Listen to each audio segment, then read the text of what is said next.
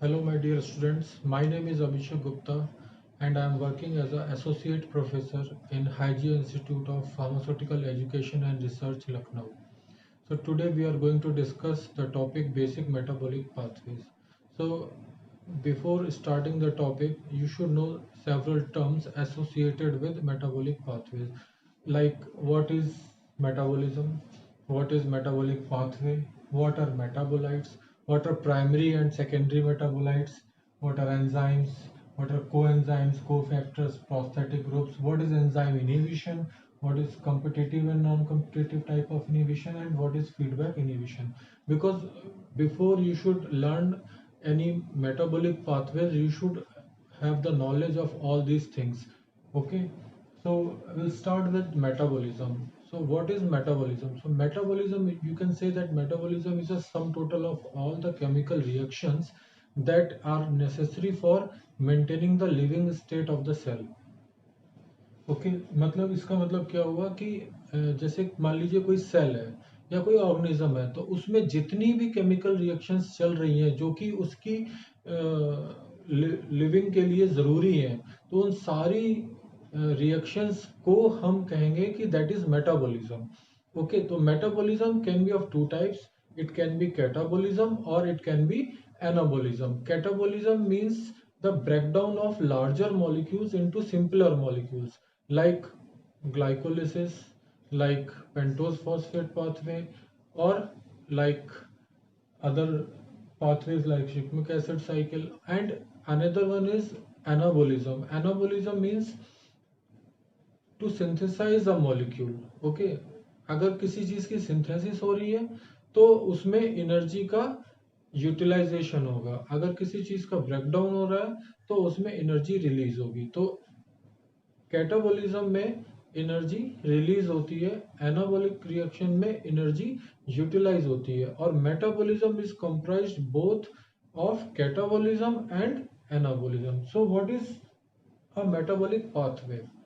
Metabolic pathway का सीधा सीधा मतलब है कि एक सेट ऑफ केमिकल रिएक्शन है जो कि एक ऑर्डरली और रेगुलेटेड वे में चल रही है, और उसको चलाने के लिए एंजाइम्स जो हैं वो यूज में आ रहे हैं. तो ऐसी किसी भी केमिकल रिएक्शंस का एक सेट, उसको मेटाबॉलिक पाथवे कहते हैं. So by definition you can say that metabolic pathway is a set of chemical reaction which is going on in a regulated and orderly manner and is catalyzed by the enzymes. So these metabolic pathways, examples of metabolic pathways are like, जैसे photosynthesis होता है तो photosynthesis भी एक metabolic pathway है. Glycolysis, pentose phosphate pathway, shikimic acid cycles, जो कि हम लोग अपने आने वाले नेक्स्ट लेक्चर्स में पढ़ेंगे.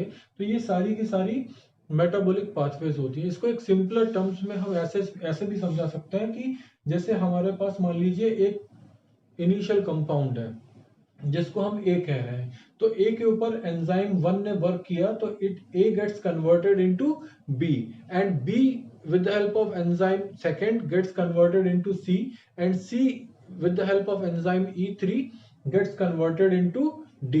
So this is a series of chemical reaction in which A is the initial reactant or substrate, और जो कि convert हो रहा है B से C से, final product will be D. So D is the final product, A is the substrate, and all these are enzymes that are involved in this pathway. So this type of chemical reaction which is performed in a orderly and regulated by enzymes, means in a regulated way, is known as metabolic pathway. अब ये metabolic pathway इस reaction की तरह linear भी हो सकता है या साइक्लिक भी हो सकता है. जैसे यहाँ पे अगर हम देख लें कि ये जो डी यहाँ बना था, डी के ऊपर अगर एंजाइम लगता है E4, एंजाइम 4, तो it forms E, E forms F, F forms G, and with the help of enzyme E6, and G give rise to H with enzyme E7, and with enzyme E8 it forms I, and I again forms E. So this is also a metabolic pathway, but it is cyclic. So metabolic pathways can be linear, metabolic pathways can be cyclic. So coming to next question, what are metabolites? तो जो भी intermediates और final product इस metabolic pathway में बनते हैं, और these are smaller molecules, और स्मॉलर मॉलिक्यूल्स होते हैं उन सभी केमिकल कंपाउंड्स को हम मेटाबोलाइट कहते हैं। जैसे कि ए जो है यहाँ पे इनिशियल रिएक्टेंट या सबस्ट्रेट है, उसके बाद बी और सी इंटरमीडिएट बना और डी फाइनल प्रोडक्ट बना। तो D is also metabolite and B and C are also metabolites. तो ये सारे के सारे हम इनको क्या कहेंगे कि ये मेटाबोलाइट हैं। और प्लांट्स में अगर हम प्लांट्स की बात करें तो बेसिकली दो तरीके के मेटाबोलाइट प्लांट्स में बनते हैं। एक को कहते हैं हम प्राइमरी मेटाबोलाइट, दूसरे को हम कहते हैं सेकेंडरी मेटाबोलाइट। अब प्राइमरी मेटाबोलाइट क्या होता है और सेकेंडरी मेटाबोलाइट क्या होता है?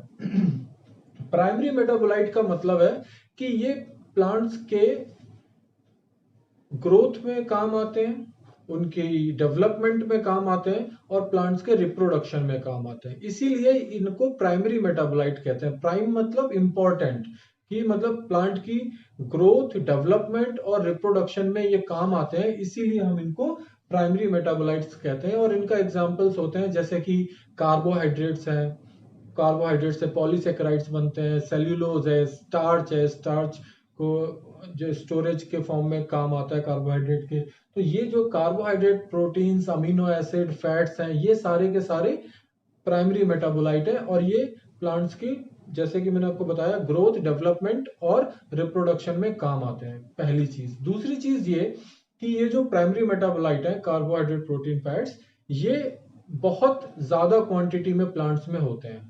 कार्बोहाइड्रेट की क्वांटिटी मतलब परसेंटेज बहुत ज्यादा होता है, प्रोटीन्स भी बहुत होता है और फैट्स भी बहुत होता है। इसके अलावा ये प्राइमरी मेटाबोलाइट्स लगभग लगभग सारे प्लांट्स में पाए जाते हैं, ठीक।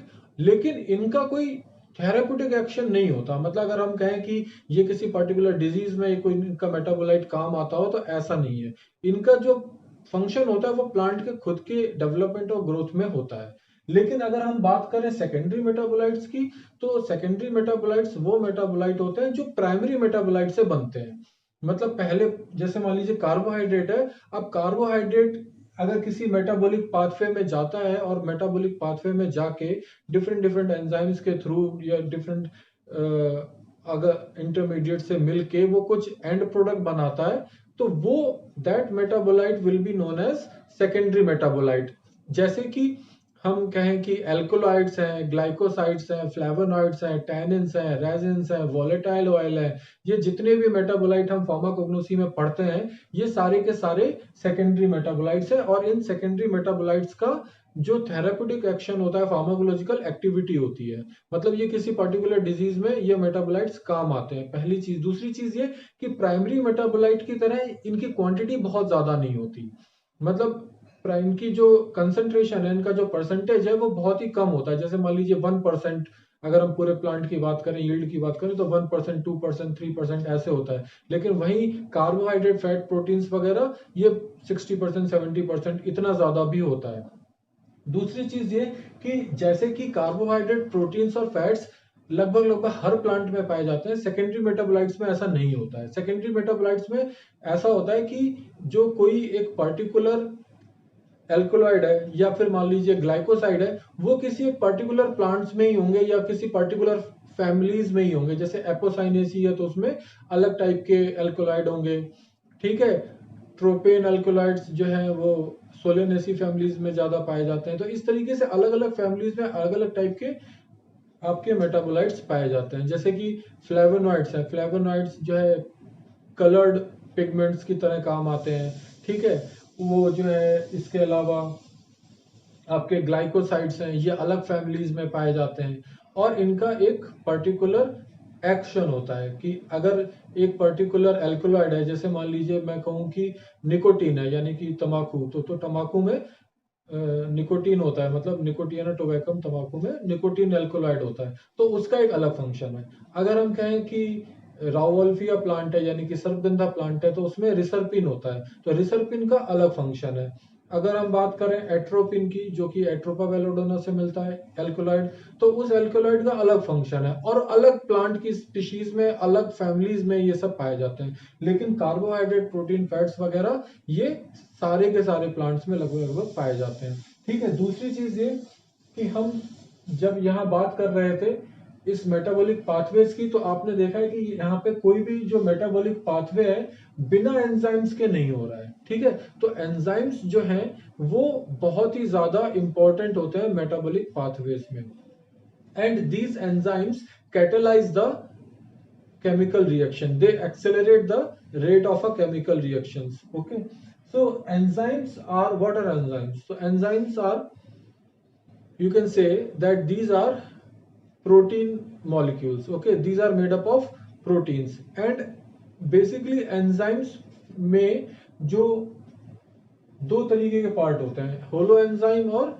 Apo enzyme. तो अगर एंजाइम के फंक्शनल पार्ट की बात करें तो फंक्शनल पार्ट को हम होलो एंजाइम कहते हैं, लेकिन उसी फंक्शनल पार्ट में जो प्रोटीन पार्ट होता है उसको हम कहते हैं एपो एंजाइम, और जो नॉन प्रोटीन पार्ट होता है that is known as coenzymes या कोफैक्टर्स या प्रोस्थेटिक ग्रुप्स। लेकिन इन कोएंजाइम्स, कोफैक्टर और प्रोस्थेटिक ग्रुप में थोड़ा सा फर्क होता है। क्या फर्क होता है कि coenzymes are organic, non protein, low molecular weight and dialysable. मतलब कोएंजाइम्स ऑर्गेनिक मॉलिक्यूल्स होते हैं लेकिन नॉन प्रोटीन होते हैं, जबकि एपोएंजाइम कैसा होता है, प्रोटीन पार्ट होता है, और लो मॉलिक्यूलर वेट होते हैं कोएंजाइम्स, एंड और डायलिजिबल। डायलिजिबल मतलब हुआ एक तरीके से सेपरेटेबल, मतलब कि एंजाइम्स में कोएंजाइम अटैच होता है और वो जब रिएक्शन कंप्लीट हो जाती है तो वो वहां से हट सकता है, ठीक है। जैसे कि कोएंजाइम्स का एग्जांपल है टीपीपी, एफएडी, एनएडी वगैरह। कोफैक्टर्स, कोफैक्टर्स भी कोएंजाइम्स की तरह होते हैं, but these are weak and have transient association with enzymes, ठीक। और ये मेटल एक्टिवेटेड होते हैं। कोफैक्टर्स का जो एक स्पेशल फैक्टर होता है वो कि ये मेटल एक्टिवेटेड होते हैं। जैसे कि अगर हम बात करें तो इसका एग्जांपल है एटीपेज।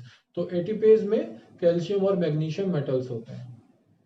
प्रोस्थेटिक ग्रुप भी इन्हीं की तरह होता है, कोएंजाइम्स और कोफैक्टर्स की तरह, but it has a strong and stable association with enzyme. जहां की कोफैक्टर में वीक और ट्रांजिएंट एसोसिएशन था, प्रोस्थेटिक ग्रुप में स्ट्रॉन्ग और स्टेबल एसोसिएशन होता है एंजाइम के साथ। और प्रोस्थेटिक ग्रुप्स को मेटालो एंजाइम्स भी कहते हैं क्योंकि इनमें जो है मेटल आयंस प्रेजेंट होते हैं। एग्जांपल एसओडी यानी कि सुपर ऑक्सीडेज डिस्म्यूटेज और xanthine oxidase. Super oxide dismutase में जिंक होता है एज अ मेटल, और ज़ैंथीन ऑक्सीडेज में मोलिब्डेनम होता है एज अ मेटल आयन, ठीक है। इसके बाद एंजाइम्स का रोल की अगर हम बात करें तो जैसे मान लीजिए कि कोई, मैंने आपको बताया कि कोई भी केमिकल रिएक्शन बिना एंजाइम्स के नहीं होती है। तो जैसे कि मान लीजिए यहाँ पे एक अमीनो एसिड है फिनाइल एलानीन। अगर फिनाइल एलानीन के ऊपर phenyl alanine hydroxylase enzyme work करता है तो फिनाइल एलानीन कन्वर्ट हो जाता है टायरोसिन में। अब टायरोसिन भी अमीनो एसिड है, फिनाइल एलानीन भी अमीनो एसिड है, लेकिन फिनाइल एलानीन जो अमीनो एसिड है उसके ऊपर अगर फिनाइल एलानीन हाइड्रोक्सिलेज वर्क करेगा तो वो टायरोसिन अमीनो एसिड में कन्वर्ट हो जाएगा। अब इस टायरोसिन अमीनो एसिड के ऊपर जब टायरोसिनेज एंजाइम एक्ट करेगा तो वो मिलानिन में कन्वर्ट हो जाएगा। मिलानिन एक तरीके का पिगमेंट होता है जो हमारी स्किन या जो हमारे हेयर्स में होता है, वो एक तरीके का पिगमेंट होता है, उसको हम कहते हैं मिलानिन। तो यहाँ पे क्या हुआ कि फिनाइलएलानिन को टायरोसिन में कन्वर्ट होने के लिए भी एंजाइम चाहिए और टायरोसिन को मिलानिन पिगमेंट में कन्वर्ट होने के लिए भी एंजाइम चाहिए। अब अगर मान लीजिए कि यहाँ पे हम कह दें कि ये टायरोसिनेज एंजाइम जो है वो वर्क नहीं कर रहा, या कोई जेनेटिक म्यूटेशन है, जेनेटिक डिजीज है हमारी बॉडी में जिसकी वजह से tyrosinase enzyme is not working. So if tyrosinase enzyme is not working, what will happen, this tyrosine will not get converted into melanin, ठीक। अगर मेलानिन नहीं बनेगा हमारी बॉडी में तो हम लोग कैसे हो जाएंगे, व्हाइट, यानी कि एल्बिनिज्म आ जाएगा।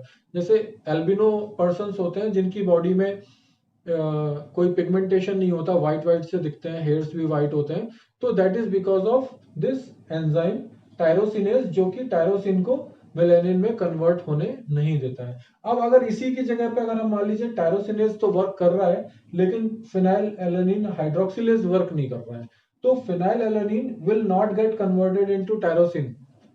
लेकिन यहाँ पे क्या है कि टायरोसिन जो है वो हम बाहर से डाइट के थ्रू भी लेते हैं, तो वहां से हमको टायरोसिन मिलेगा और वो टायरोसिनेज की मदद से मेलानिन में कन्वर्ट होगा, यानी कि एल्बिनिज्म नहीं होगा। लेकिन यहाँ पे क्योंकि फिनाइल एलेनिन हाइड्रोक्सिलेज जो है वो नहीं है, तो यानी कि फिनाइल एलेनिन टायरोसिन में कन्वर्ट नहीं होगा, तो यानी कि यहाँ पे फिनाइल एलेनिन का जो कंसंट्रेशन है वो बहुत ज्यादा हो जाएगा, और ऐसी डिजीज को हम लोग कहते हैं फिनाइल कीटोयूरिया।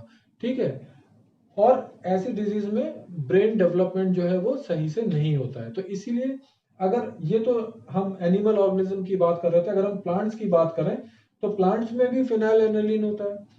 ठीक, इस फिनाइल एनालिन पे फिनाइल एलानिन लाइएज वर्क करेगा, तो this phenyl aniline will convert into cinnamic acid.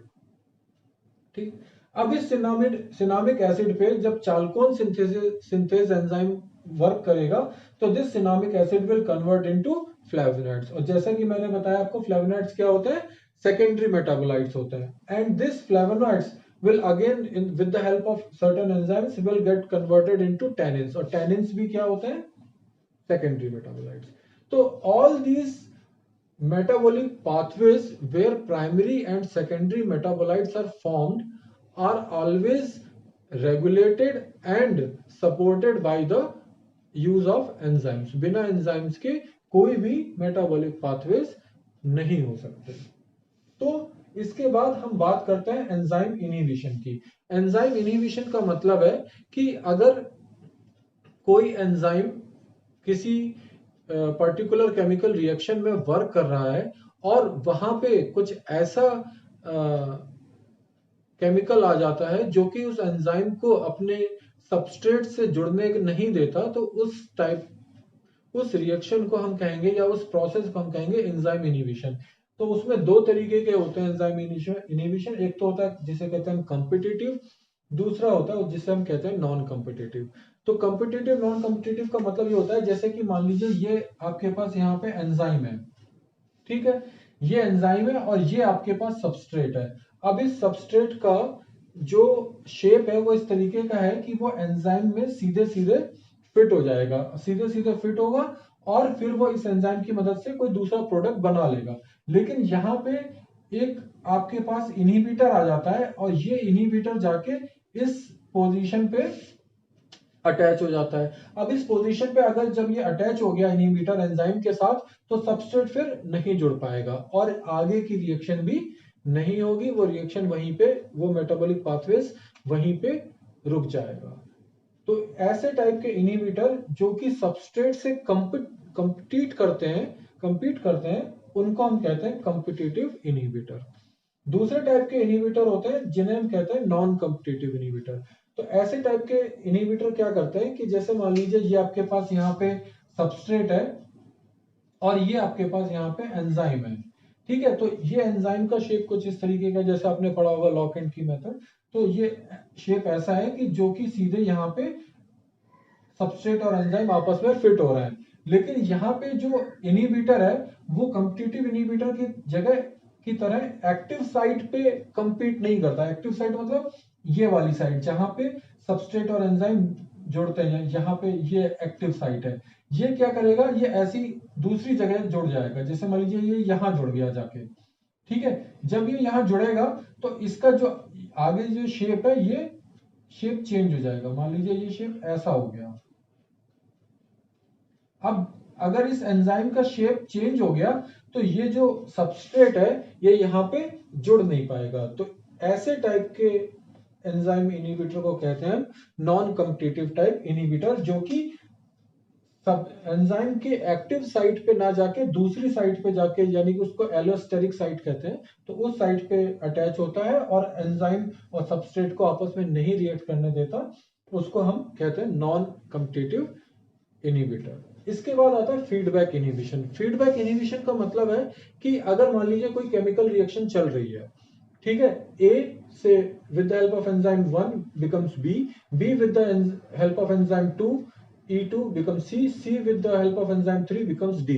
अब मान लीजिए ये मेटाबॉलिक पाथवे चल रहा है और D जो है वो एक लार्ज क्वांटिटी में प्लांट के यूटिलाइजेशन के लिए बन चुका है। अब इसके बाद प्लांट को जो है इसकी जरूरत नहीं है। तो ऐसे टाइम पे क्या होता है कि ये जो D है इसमें ये D जाके इस एंजाइम पे यहाँ पे जुड़ जाएगा इस तरीके से, ठीक है, जुड़ जाएगा और ये सबस्ट्रेट को एंजाइम से रिएक्ट नहीं करने देगा, मतलब इस प्रोसेस को यहाँ रोक देगा। मतलब ये जो डी है ये इस एंजाइम के साथ जाके जुड़ जाएगा और इस प्रोसेस को नहीं होने देगा, तो ये मेटाबॉलिक पाथवे रुक जाएगा। तो ऐसा मैकेनिज्म, ऐसा एक फीडबैक इनहिबिशन जो है वो तब आता है जब कोई भी एक मेटाबोलाइट इस produce in plenty of amount, बहुत ज्यादा अमाउंट में हो जाता है, तो वो खुद एक फीडबैक मैकेनिज्म देता है कि अब हमें और एंड प्रोडक्ट की या और इस मेटाबोलाइट की जरूरत नहीं है, तो वो एंड प्रोडक्ट जो है वो इस एंजाइम के साथ जुड़ के आगे की प्रोसेस को रोक देता है और वहां पे मेटाबॉलिक पाथवे जो है वो रुक जाता है। ठीक है, तो ये पूरा जो चीज है ये आपको मेटाबॉलिक, बेसिक मेटाबॉलिक पाथवेज को जानने के लिए बहुत जरूरी है।